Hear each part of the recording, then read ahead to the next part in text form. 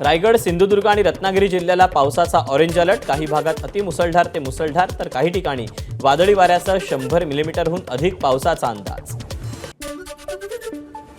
कोल्हापूरच्या शिरोळ तालुक्यातील राजापूर बंधाऱ्यावरून धोकादायक वाहतूक. सततच्या पावसामुळे कृष्णा नदीवरील राजापूर बंधारा ओव्हरफ्लो. पहिल्याच पावसात पुणे शहरात अनेक ठिकाणी पाणी साचल्यानं वाहतूक कोंडी. याच्या निषेधार्थ मांजरी रस्त्यावर साचलेल्या पाण्यात राष्ट्रवादी शरद पवार पक्षाचं होडी चालवून आंदोलन.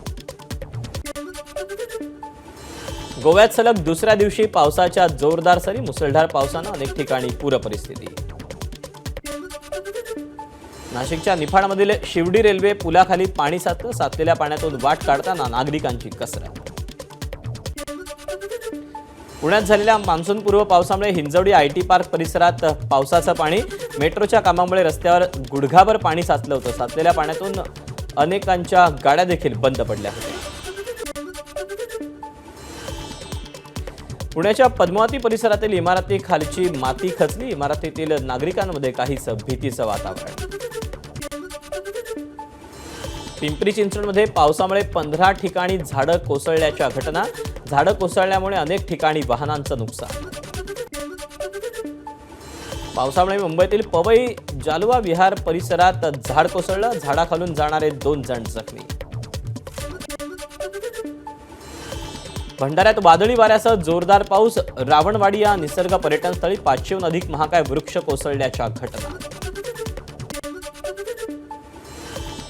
गुहागरमध्ये पहिल्याच पावसाचा दणका. अनेक गावात झाडांची पडझड होऊन घरांचं नुकसान. वर्ध्याच्या समुद्रपूर तालुक्यात वादळी वाऱ्यामुळे घरांवरील छत उडालं. जीवनावश्यक वस्तूंचं देखील नुकसान.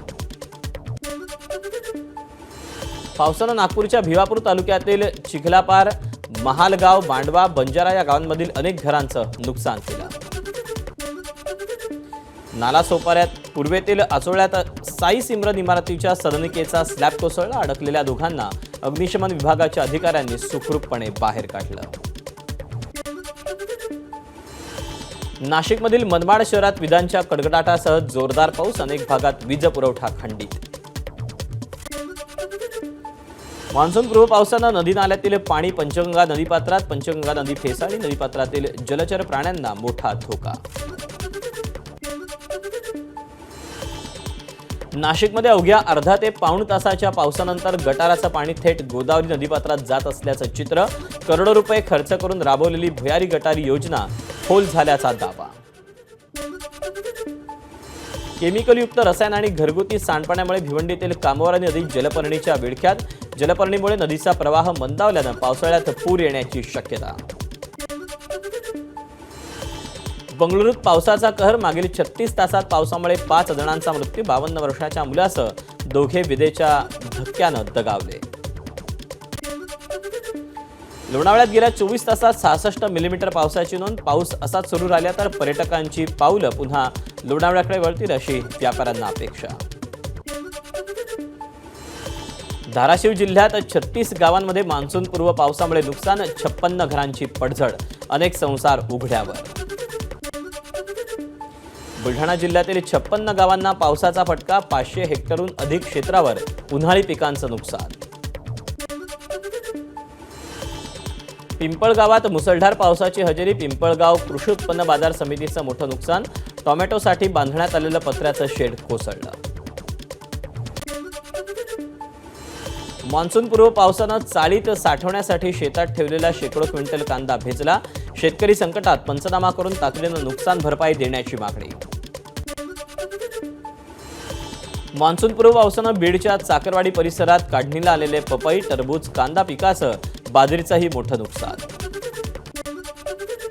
मान्सूनपूर्व पावसामुळे नाशिक जिल्ह्यातील शेतकऱ्यांना मोठा फटका. कांदा, भाजीपाल्याबरोबरच केळी उत्पादक शेतकऱ्यांवरही आर्थिक संकट. लातूरमध्ये मान्सूनपूर्व पावसामुळे कांदा पिकाला फटका. निलंगा तालुक्यातील कासार शिरशीसह चिंचोली, उस्तुरी, कासार, बालकुंदा भागातील शेतकऱ्यांच्या कांदा पिकाचं नुकसान. भंडाऱ्यात वादळी वाऱ्यासह पावसाच्या सरी. पवनी तालुक्यातील पहिला परिसराला पावसाचा सर्वाधिक फटका. भंडाऱ्यात विजांच्या कडकडाटासह पावसाच्या सरी, अंगावर वीज कोसळल्यानं लाखांदूर तालुक्यातील 2 तर लाखनी तालुक्यातील एका पाळीव जनावराचा मृत्यू. रायगडमध्ये 1 जून ते 31 जुलैपर्यंत 2 महिने मासेमारी बंद.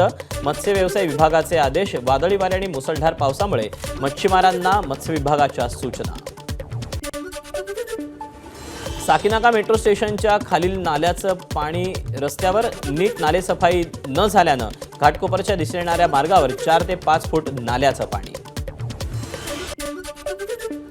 मंत्री आशिष शेलार यांच्याकडून मुंबईतील नालेसफाईच्या कामाची पाहणी. अतिरिक्त आयुक्त अभिजित बांगर यांच्यासह महापालिकेच्या इतर अधिकाऱ्यांची उपस्थिती. एबीपी माझा, उघडा डोळे बघा नीट.